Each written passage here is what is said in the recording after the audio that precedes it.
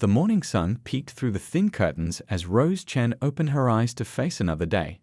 At 32, she lived alone in a small but tidy apartment on the quieter side of Pinewood, a town where everyone knew everyone. And unfortunately for Rose, everyone knew her story too.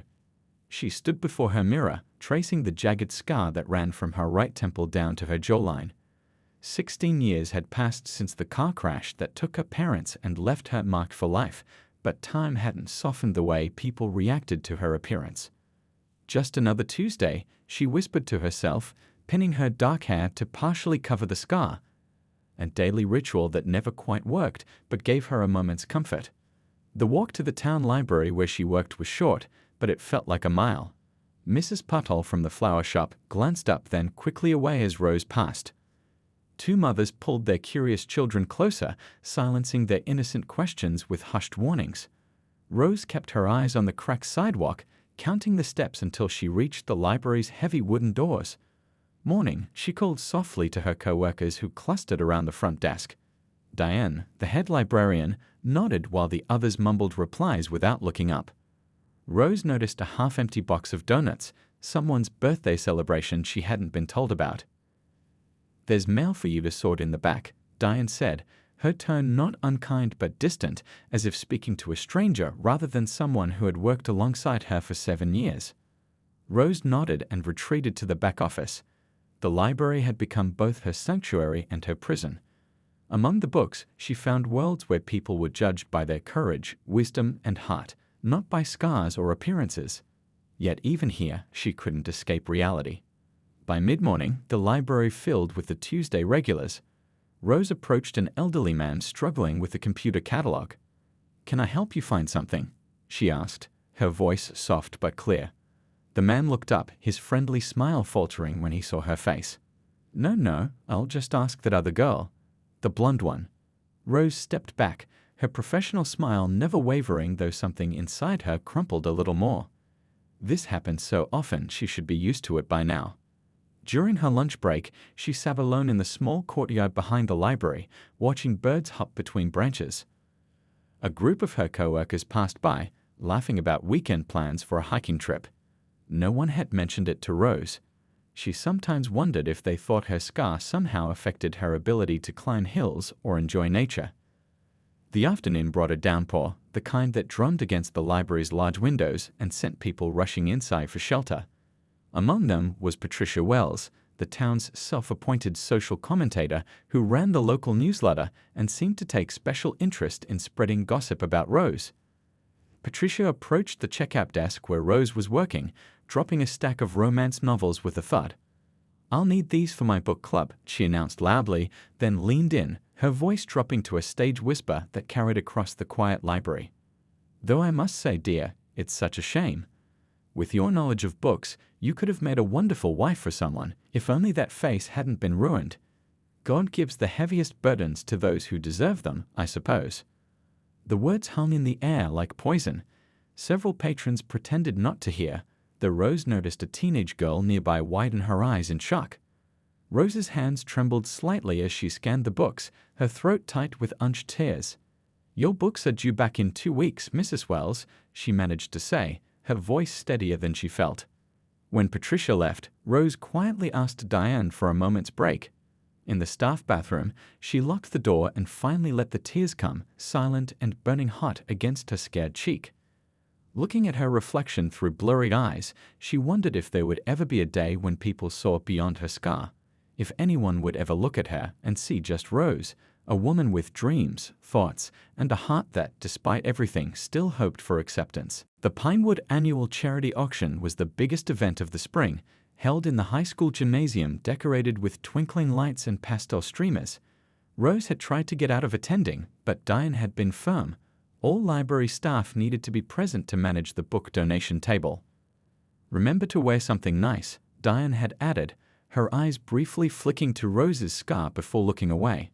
So here she was in her one good dress, navy blue with small white dots, organizing donated books at a table tucked in the far corner of the gym.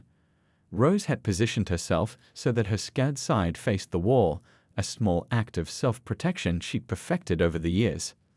The auction was already in full swing, with the mayor enthusiastically calling out bids for Mrs. Henderson's famous apple pies. The gym was packed with practically everyone from town, their voices creating a buzz that Rose found oddly comforting. When she was part of the background noise, no one was looking at her. First edition Hemingway, she murmured to herself, carefully placing a worn copy of The Sun Also Rises in the rare book section. The library couldn't afford to purchase these special finds, but they were hoping a local collector might buy them and then donate them back for the tax write-off. Lost in her sorting, Rose didn't notice someone approaching until a deep voice spoke just behind her. "Is that really a first edition?" She turned quickly, almost bumping into a tall man she didn't recognize. He wore a simple but clearly expensive gray suit that stood out among the town's casual attire. Rose immediately angled her face away, a reflex as automatic as breathing. "Yes, it is," she answered, keeping her eyes on the book rather than the stranger. "It's not in perfect condition, but still quite valuable." The man reached for the book, his fingers accidentally brushing against hers. Rose flinched slightly, not used to being touched, even casually. "Sorry," he said, actually sounding like he meant it. "I'm Alex Thornhill. Just moved to town last month." That explained why she didn't recognize him. But his name certainly did ring a bell. The whole town had been talking about nothing else for weeks. Alex Thornhill was the tech millionaire who had bought the old Wheeler mansion on the hill and had contractors working day and night to restore it. "I'm Rose Chen. I work at the library," she said, finally gathering the courage to look up. She waited for the familiar reaction, the slight widening of the eyes, the quick glance away, the shuffle of feet preparing to retreat, but it never came. Alex Thornhill looked directly at her, his gaze steady and untroubled. "The town library? That's perfect," he said, still examining the Hemingway. "I've been hoping to meet someone from there." Rose realized people were staring. Patricia Wells had stopped mid-conversation with the bank manager, her mouth slightly open. Diane was watching from across the room, eyebrows raised. "Oh." Rose managed, unsure what else to say. Alex nodded, seemingly oblivious to the attention they were attracting. "I've inherited quite a collection of books from my grandfather, and I have no idea what I've got or how to organize them properly. The moving company just stacked everything in what used to be the mansion's ballroom." He placed the Hemingway back on the table, but instead of walking away, he leaned in slightly, as if sharing a confidence. "Would you be interested in a side job? Helping me catalog everything? I pay well above the going rate, of course." The gymnasium seemed to go quiet, though Rose knew it was just her imagination. She could feel the weight of curious stares, could almost hear the whispers that would soon spread through town. Why was he asking her? Didn't he see her face? Didn't he know there were prettier, more sociable women in town who would jump at the chance to work in the mansion?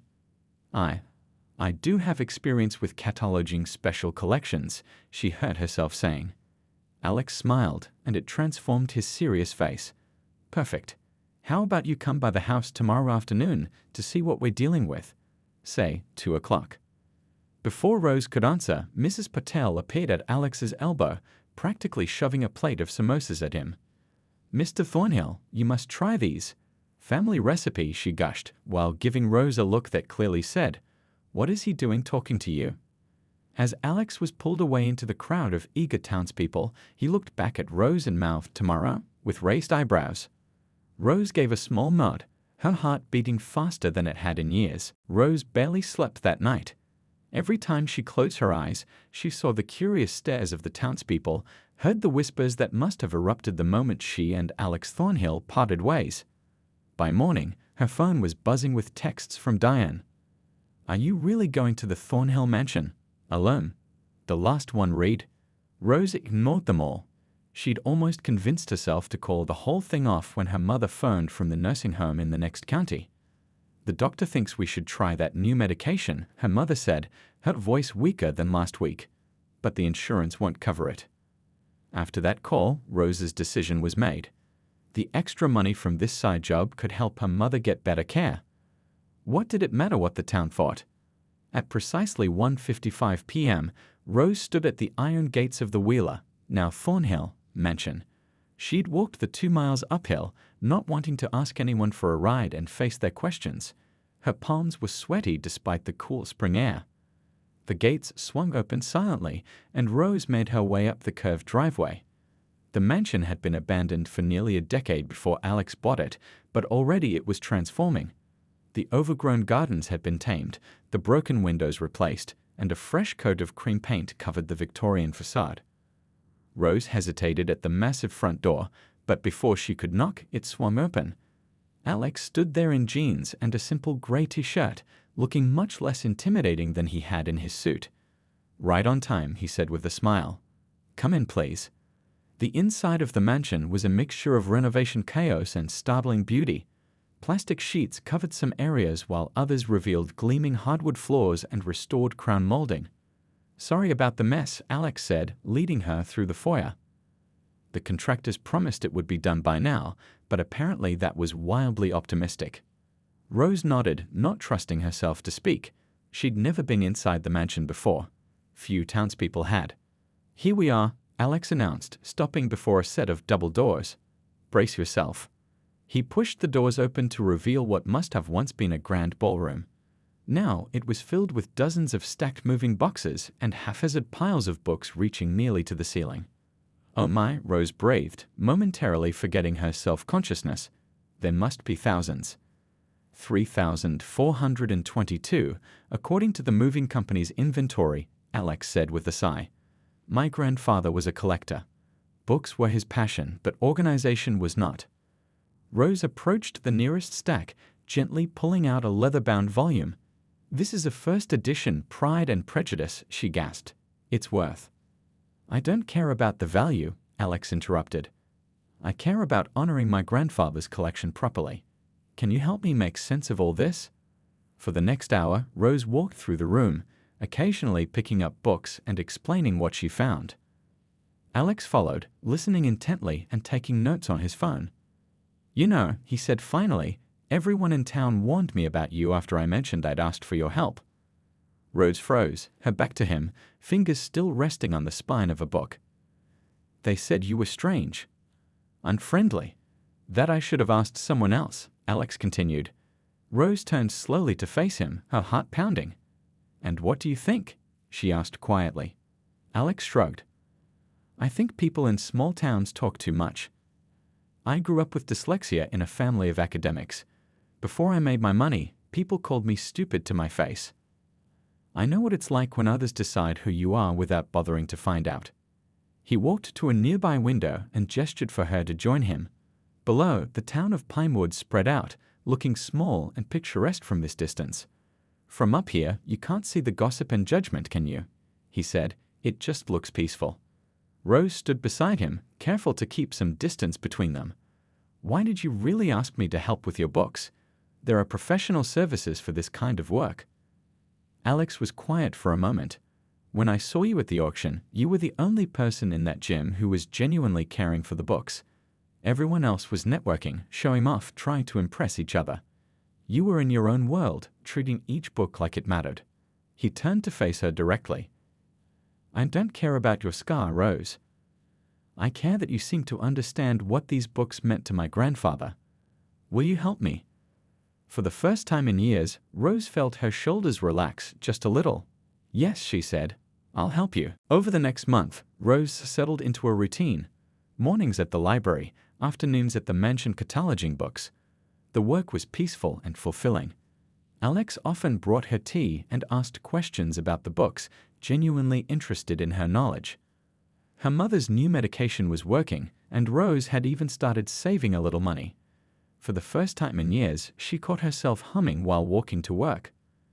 Until the day Alex stopped by the library. "Rose," he called out, walking straight to her desk with no hesitation. "I found another box of first editions in the attic. I think some might be signed." The entire library went silent. Diane's mouth fell open. A young boy tugged his mother's sleeve and loudly asked, "Mommy, why is that rich man talking to the lady with the scary face?" Rose felt her cheeks burn as Alex turned to the child with a gentle smile. "Her name is Miss Chen, and she's helping me with a very important project because she's the smartest person in this town about books." The mother hurriedly pulled her son away, mumbling apologies. But the damage was done.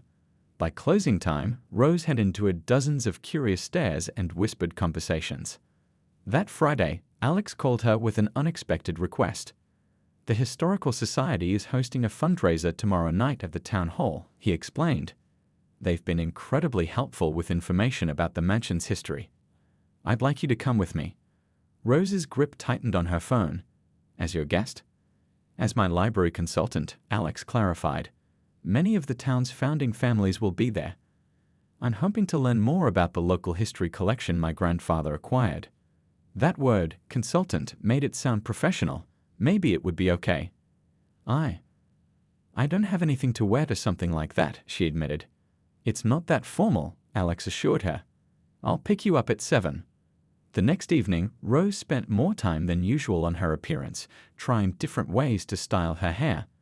Nothing would hide the scar completely, but a side sweep covered a portion. Her best dress, the navy one from the auction, would have to do. When Alex's sleek car pulled up outside her apartment building, several neighbors peeked through their curtains. Rose hurried out before he could come to the door. "You look nice," he said simply as she got in. The town hall was packed with Pinewood's elite. Rose recognized the mayor, the bank president, and several business owners, all people who normally avoided eye contact with her on the street. As they entered, conversations paused. Rose wished she could disappear. "Mr. Thornhill."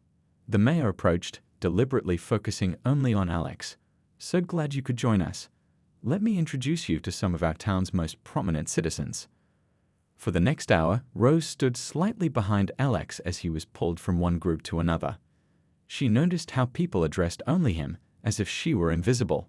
Or worse, when Patricia Wells arrived with her husband, she gave Rose a look of such disdain that Rose excused herself to find the restroom. In the hallway, she overheard voices from around the corner.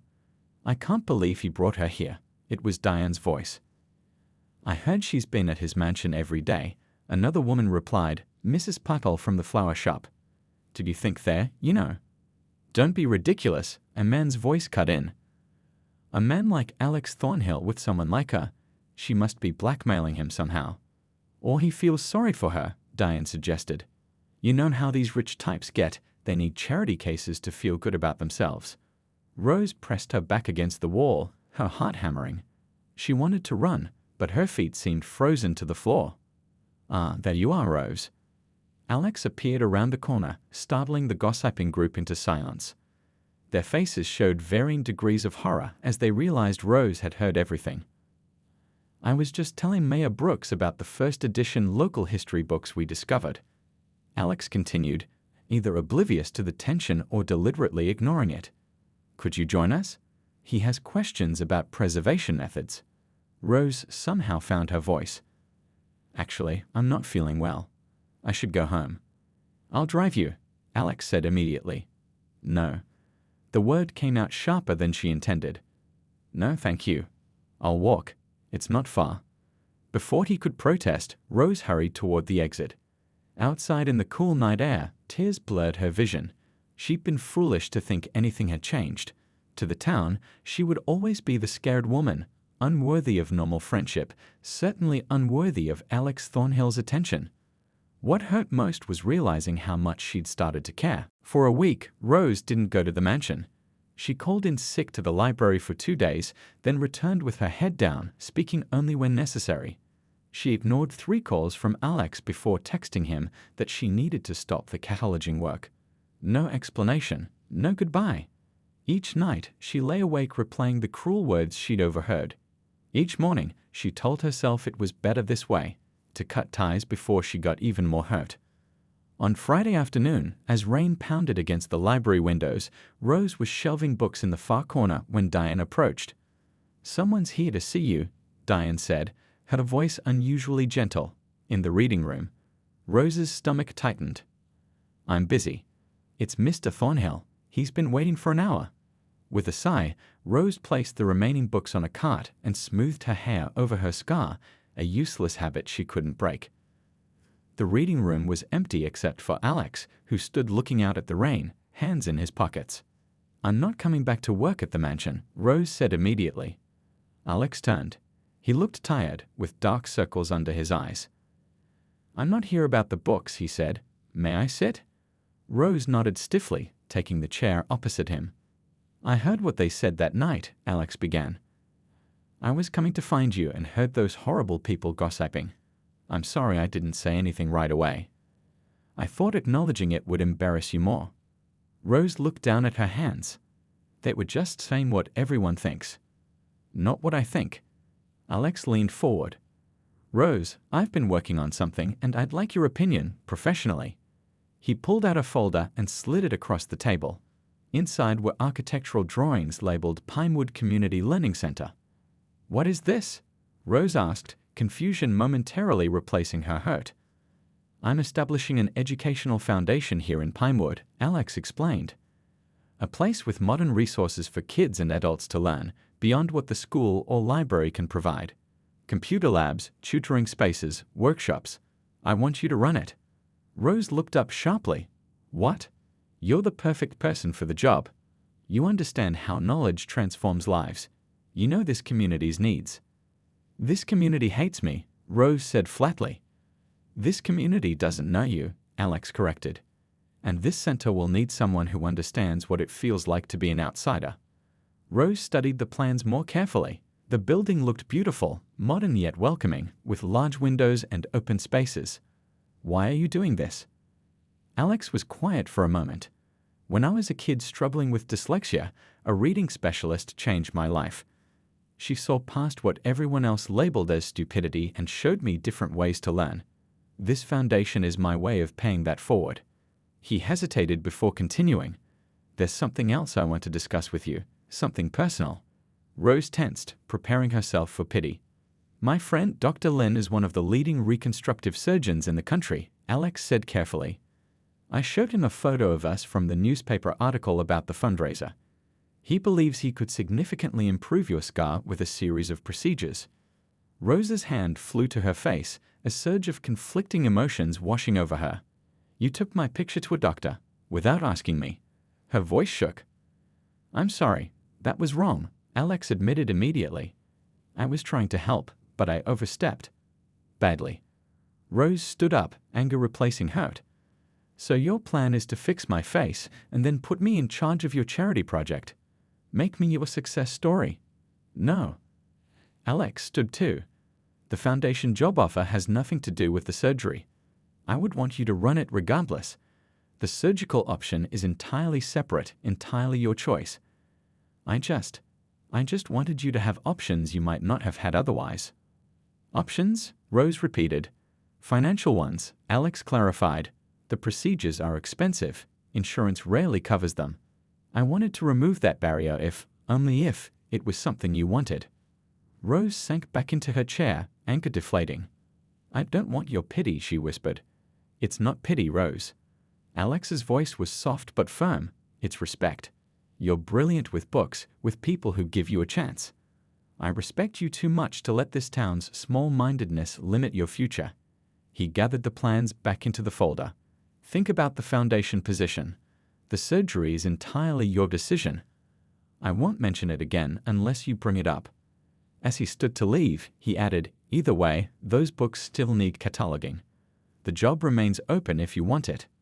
After he left, Rose sat motionless in the reading room, torn between hope and suspicion, between the comfort of isolation and the terrifying possibility of change. 3 days later, Rose stood outside the mansion gates again. This time, they opened before she could press the intercom. Alex met her at the front door, trying to hide his surprise. You came back. I'm not saying yes to anything yet, Rose clarified. I have questions.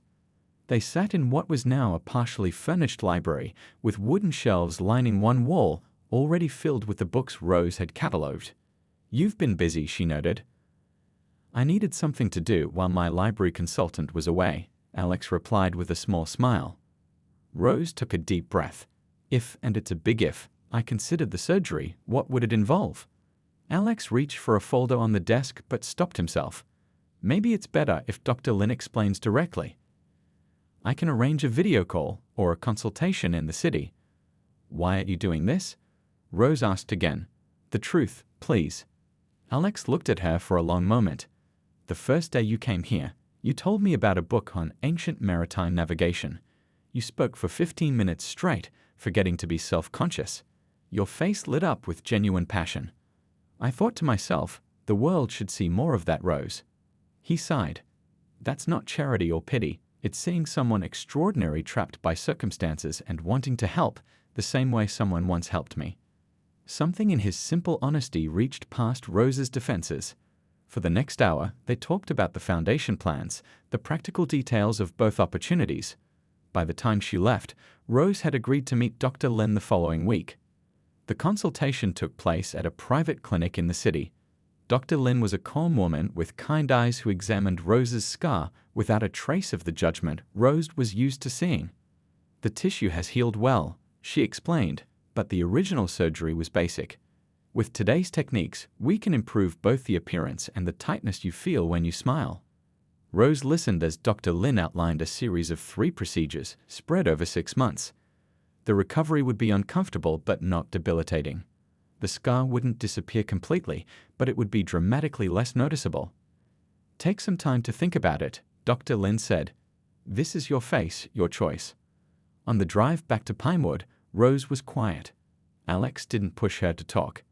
It took 2 more weeks of careful consideration, conversations with her mother, and late nights questioning her own motives before Rose made her decision. I want to do it, she told Alex one rainy afternoon in the mansion library. Not to please anyone else. For me, because I never got to choose the scar, but I can choose what happens next. The first surgery took place in early summer. When Rose returned to Pinewood, her face partially bandaged, she expected whispers. Instead, she found that Alex had already broken ground on the learning center, creating such a buzz in town that her temporary absence had barely been noticed. During her recovery, Rose worked from home, developing programs for the center. Alex visited often, bringing books for her to review and updates on the construction. He never once asked to see under the bandages. By the time the second surgery came around in late autumn, Rose had fully detailed plans for the center's first year of operation. The final procedure happened just after Christmas, as the learning center's completion date drew near.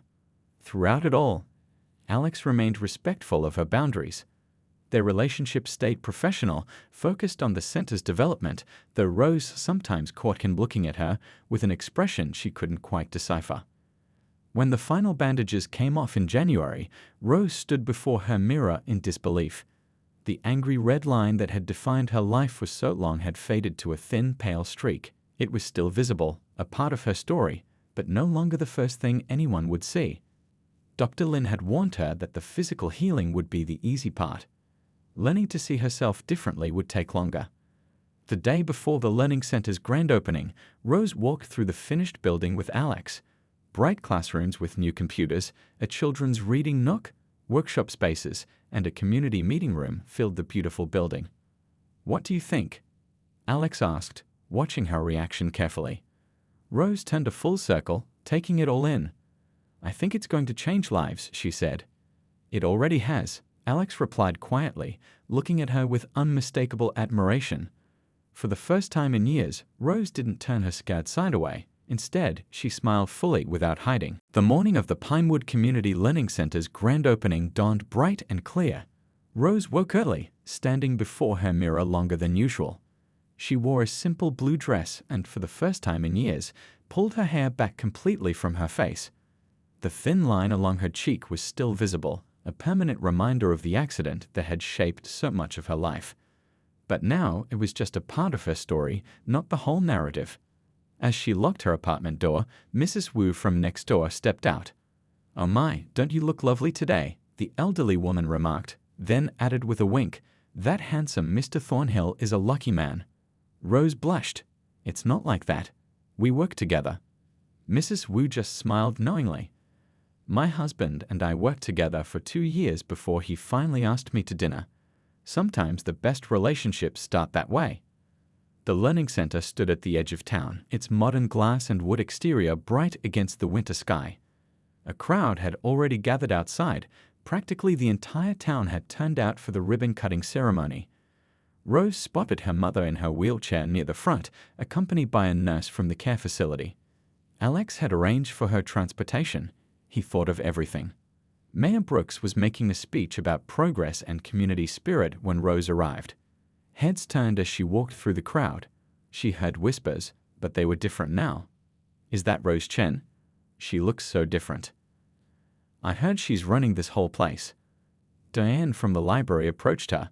"Rose, she hesitated. "The children's reading program you designed is wonderful. The library would love to partner with you on it." Before Rose could respond, Patricia Wells pushed her way forward. My, looks like someone's had some expensive work done," she said loudly. "Must be nice to have rich friends." The crowd went quiet. Rose felt her chest tighten with the familiar pain of public humiliation. But then an unexpected voice spoke up. "Mrs. Wells," said the baker's teenage daughter, Lily, "Miss Chen helped me with my college application essays every Tuesday after school last month. She never even mentioned she was busy starting all this." The girl gestured to the center. "Maybe you should try being helpful instead of hurtful for once." Several people nodded in agreement. Patricia's face flushed as she retreated into the crowd. The mayor finished his speech and called Alex to the podium. He thanked the construction team, the town council, and finally turned to Rose. "None of this would be possible without our extraordinary director, Rose Chen.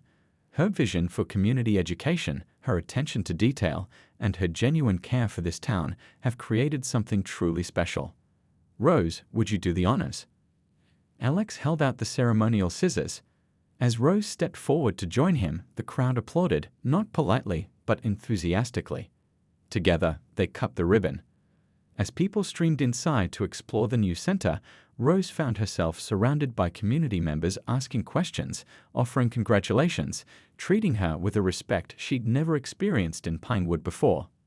Later that afternoon, as the event wound down, Rose found a quiet moment alone in her office. The door opened, and Alex entered with 2 cups of tea. "Hiding from your admirers?" he asked with a smile. Rose laughed, a free sound she was still getting used to. "Just taking a moment to breathe. It's been overwhelming." Alex handed her a cup. "In a good way, I hope." "In the best way." She sipped the tea, gathering her thoughts. "You know, for years I thought if my scar was gone, everything would be perfect. But today I realized something important. It wasn't just my face that changed these past months, it was me. It was having meaningful work, having someone believe in me." "You did all the hard parts yourself," Alex said. "I just provided opportunities." Rose shook her head. "You provided friendship when no one else would. That meant more than anything else." They sat in comfortable silence for a moment, watching through the window as the last visitors explored the courtyard garden. "I was thinking," Alex said finally, "now that the center is up and running, we should celebrate. Would you have dinner with me? Not as colleagues or friends, but something else." Rose set down her teacup, her heart beating faster. "Are you asking me on a date, Mr. Thornhill?" "I believe I am, Ms. Chen." His eyes held a mixture of hope and uncertainty that made him seem suddenly vulnerable. "People will talk," she said, testing him one last time. Alex smiled. "Let them. I've never cared what this town thinks, only what you think." Rose thought about the long journey that had brought her to this moment, from hiding in shadow to standing in light, from shame to confidence, from isolation to connection. "I think," she said, reaching for his hand, "that dinner sounds wonderful." As they walked out of the learning center together, Rose noticed her reflection in the glass doors. She saw not a scared woman, not a lonely librarian, but the director of a thriving community center, a respected professional, and a woman allowing herself to hope for love. The scar was still there, it always would be. But now it was just one small detail in the much richer portrait of who Rose Chen had become.